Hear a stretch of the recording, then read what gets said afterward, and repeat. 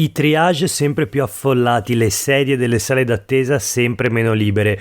I pronto soccorso dell'ULSS 3 Serenissima sono in sofferenza, complice il ritorno ai ritmi pre-Covid, la difficoltà nel separare i positivi dai negativi e soprattutto la carenza di personale.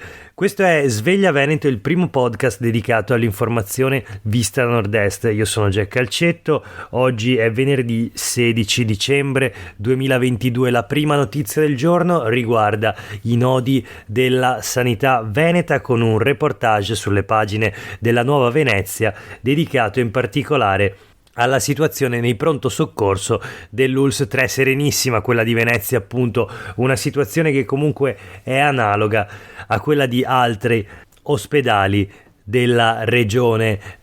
Pochi giorni fa il servizio di Report, la trasmissione di Rai 3, che ha dedicato 40 minuti all'analisi del declino della sanità veneta negli ultimi 20-30 anni, in particolare la crisi dei pronto soccorso, in realtà il taglio vero e proprio dei pronto soccorso, che sono passati da oltre 60 a essere soltanto 15 nella nostra regione, e quindi i pochi pronto soccorso rimasti naturalmente sono affollati. Leggiamo la notizia sulle pagine dei quotidiani del gruppo Gedi di oggi: boom di codici bianchi e arancioni, ULSS 3 e assalto ai pronto soccorso. A quasi metà degli accessi è assegnato un codice di bassa gravità. La situazione è tornata a quella del pre-Covid.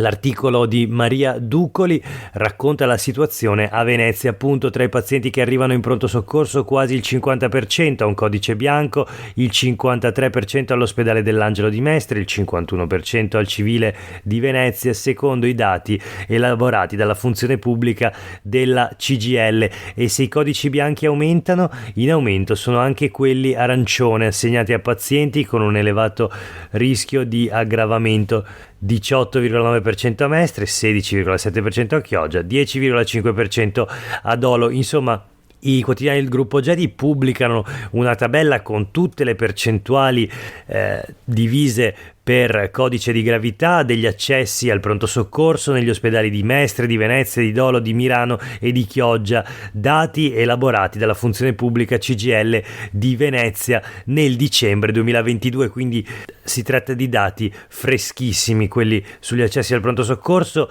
La CGIL spiega uno dei motivi dell'aumento appunto di questi accessi, che è da ricercare negli interventi inadeguati sul fronte dell'assistenza territoriale. Cosa significa questo? Che ci sono pochi pediatri e pochi medici di medicina generale, il punto di primo contatto del cittadino con la sanità, il luogo dove i malati vanno a cercare le prime risposte. Ma se non c'è il medico di base, naturalmente si va al pronto soccorso. E quindi c'è anche il parere di Giovanni Leoni, presidente dell'Ordine dei Medici Chirurghi e Odontoiatri della provincia di Venezia, che dice: mancano i medici nel territorio e quelli in ospedale scappano. Il problema più grave è l'aumento dei carichi di lavoro per gli urgentisti e per chi fa le visite. Molte persone che vanno in ospedale potrebbero rivolgersi ai propri medici di base, spiega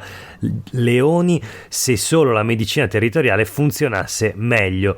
Non c'è purtroppo solo la questione della medicina territoriale, aggiunge poi: è anche sempre più difficile convincere i medici a restare in ospedale. Spesso i medici lasciano l'ospedale 5 anni prima di andare in pensione per spostarsi nel privato e nel privato convenzionato. Adesso siamo in un momento storico particolarmente critico, perché più medici se ne vanno e peggio stanno quelli che restano. Leoni fa capire che le due cose combinate aggravano i problemi. Tra l'altro, se nel pubblico la situazione è quella che è, nemmeno il privato sguazza nell'abbondanza di personale. Secondo Leoni mancano medici anche lì. Alla base del problema ci sono i risparmi fatti sulla sanità. Questa l'opinione di Giovanni Leoni, presidente dell'Ordine dei Medici della provincia di Venezia, che descrive un paese che non ha investito sulla salute come bene pubblico, che si è visto con le spalle al muro nel momento dello scoppio della pandemia e tuttavia che non sembra aver imparato molto di dottori, quindi è sempre più difficile trovarne tra chi lascia il pubblico e chi lascia l'Italia. E allora ecco le tabelle pubblicate dai quotidiani del gruppo GEDI. Qui la fonte è la Federazione dei Medici di Medicina Generale del Veneto. Si parla di zone carenti e c'è il dato per ognuna delle ULSS del Veneto. Sono 95 nell'ULSS 2 Marca Trevigiana, 58 nell'ULSS 3 Serenissima e così via, fino a punte di 132 zone carenti nell'ULSS 9 Scaligera, 108 in quella di Vicenza e 103 in quella di Padova. Di cosa si tratta? Sono le zone sprovviste di medico di medicina generale. Ai cittadini che vivono in quei territori non resta che rivolgersi spesso direttamente al pronto soccorso, e quindi torniamo sempre lì all'affollamento dei pronto soccorso, che non riguarda naturalmente soltanto quello di Venezia, su cui ci sono i dati freschi della funzione pubblica CGIL, ma riguarda appunto tutta la regione. Un altro dato sui medici di medicina generale: sono 2860 in Veneto, sempre secondo i dati della Federazione dei Medici di Medicina Generale del Veneto. 2860, di questi ben 375 andranno in pensione tra il 2022 e il 2024. Insomma, una quota davvero rilevante, considerato che già oggi sono 625 le zone carenti appunto su tutto il territorio regionale. C'è anche l'emergenza pediatri per gli strascichi del Covid, leggiamo sempre sui quotidiani del gruppo GEDI. Quando si diceva ai bambini che sarebbe andato tutto bene, anche se asili e scuole sarebbero stati chiusi per un po', non si pensava certo a un esito del genere. Non si immaginava infatti il boom di problemi psicologici e neuropsicologici, scrive Maria Ducoli sulla Nuova di oggi. Problemi a cui i pediatri stanno assistendo sia negli adolescenti che nei più piccoli, privati della socialità, proprio quando si apprestavano a conoscerla. I servizi del territorio stanno facendo tantissimo, ma rispetto alle richieste non sono sufficienti. Questo il commento di Mattia Doria, segretario provinciale di Venezia della Federazione Italiana dei Medici Pediatri. In difficoltà infatti sono i servizi per la salute mentale nell'infanzia. Servirebbe più personale formato, più neuropsichiatri, operatori per la riabilitazione di disturbi neuroevolutivi che possano accogliere i bambini senza dover ricorrere ai servizi privati convenzionati. L'altra fragilità post pandemia è quella che Doria chiama verginità immunitaria. In queste settimane i pediatri veneziani l'hanno constatato, l'esistenza di una vera e propria epidemia di influenza e bronchiolite, soprattutto nei bambini di 5-6 anni. Per 2 anni questi virus sono quasi scomparsi, ciò ha reso i bambini molto più sensibili. Era da un decennio che non si vedevano così tanti casi, e di questo parleremo anche tra poco. Ma appunto nel frattempo da segnalare anche la carenza di pediatri nei reparti ospedalieri. Probabilmente bisognerebbe pensare a una riorganizzazione del sistema, sempre con l'obiettivo di rispondere alle esigenze delle famiglie e dei medici, dice ancora Doria della Federazione Italiana dei Medici Pediatri. Infine, per chiudere questa carrellata dei nodi della sanità presentati dai quotidiani del gruppo GEDI oggi, ieri la protesta dei medici di medicina generale, stremati fisicamente con le bollette triplicate, hanno messo in scena una protesta a lume di candela. Ci sono quindi le foto dei medici di base che hanno ricevuto i pazienti appunto a luci spente, con soltanto una candela accesa sul tavolo. La testimonianza di un medico dice: i pazienti capiscono e sono solidali. Scassola, segretario della Federazione dei Medici di Medicina Generale del Veneto, parla di un punto di non ritorno e dice che non c'è nessun aiuto da parte del governo per la categoria. Naturalmente la questione qui è anche quella dell'aumento dei costi dell'energia, dell'inflazione a cui anche gli ambulatori medici dei medici di base devono naturalmente far fronte. Proseguiamo con la rassegna stampa, parliamo appunto dell'influenza. Calano i contagi, forse è stato raggiunto il picco. La notizia arriva dall'osservatorio Influnet, la fascia d'età più colpita continua a essere quella dei bambini più piccoli, resta invece bassa l'incidenza fra gli anziani. Ci si può ancora vaccinare, ricordano i quotidiani del gruppo Gedi. Nel frattempo c'è lo sfogo degli specialisti ambulatoriali che dicono di essere stati sempre ignorati dalla regione. Sono stati richiamati medici in pensione, vengono convocati lavoratori delle cooperative private, sono persino stati reclutati operatori da paesi stranieri, eppure noi continuiamo a venire sistematicamente ignorati. Come mai? Se lo chiede Valentina Accorso, rappresentante padovana del SUNA, il sindacato dei medici ambulatoriali, specialisti ambulatoriali occupati prevalentemente nei distretti ma anche in alcuni ospedali. Unico denominatore comune: di fronte alla possibilità di coprire turni ulteriori, loro vengono sistematicamente ignorati. Ci eravamo fatti avanti all'epoca delle vaccinazioni, ma non abbiamo avuto risposta nonostante l'enorme necessità di reclutare operatori in grado di eseguire la profilassi.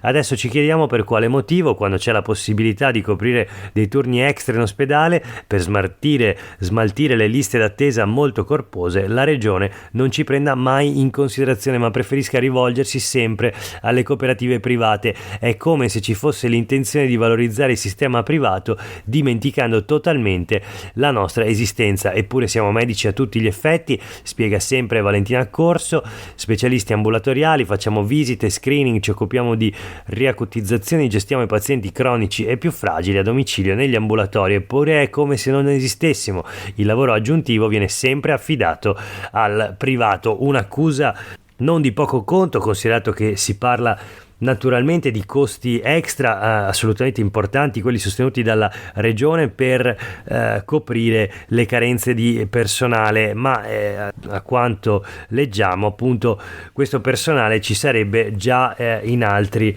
reparti, in particolare tra gli specialisti ambulatoriali che secondo quanto detto dalla loro rappresentante padovana Valentina Accorso avrebbero più volte dato la loro disponibilità, ma non sono mai stati chiamati. Non ci si riferisce a un numero esiguo di lavoratori, in tutta Italia sono circa 15.000, di cui 1.500 soltanto in Veneto.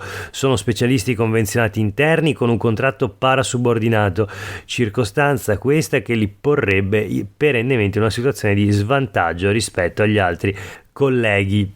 Chiediamo semplicemente di essere considerati medici perché lo siamo, questa è la loro rivendicazione, e allora vedremo nei prossimi giorni se qualcuno risponderà al loro appello.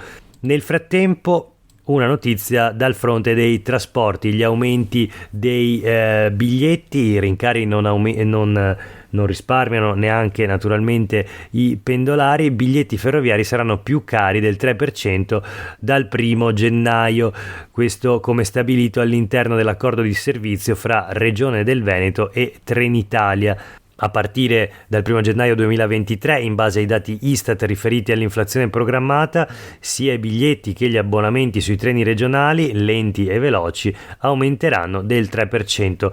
Cresceranno quindi più degli anni passati, quando l'inflazione era più bassa rispetto ad oggi. Sui quotidiani del gruppo Gedi poi una serie di esempi di quanto costeranno i biglietti. Ad esempio, il Padova-Venezia arriverà a costare 4,75 euro, addirittura 4,80 euro. Infine, l'ultima notizia di oggi riguarda la stagione dei congressi all'interno della Lega, un partito dove si sta svolgendo una vera e propria guerra fratricida tra la componente fedele al segretario nazionale Matteo Salvini e invece la fronda guidata dai presidenti delle regioni, in particolare in Veneto c'è la corrente degli Zaiani. A Verona sarà corsa a 3 per la segreteria leghista, c'è anche Paternoster. La notizia sui quotidiani del gruppo Gedi: è in corso l'elezione dei nuovi segretari provinciali del partito. In provincia di Padova sfida tra sindaci, Pettenuzzo sfida Giraldo, mentre appunto Verona saranno in 3 a sfidarsi con uno scontro intestino tra l'europarlamentare salviniano Paolo Borchia e l'ex deputato Vito Comencini, anche lui salviniano ma escluso dalle ultime liste, quindi con la voglia di togliersi più di un sassolino dalla scarpa, superando il compagno di fazione. I due si contenderanno il ruolo di segretario provinciale con l'ex deputato Paolo Paternoster di area bossiana, candidato dell'ultimo minuto. A votare saranno i circa 750 militanti veronesi iscritti al Carroccio. E per oggi è davvero tutto, grazie per aver ascoltato questa puntata di Sveglia Veneto, a tutte e tutti voi una buona giornata.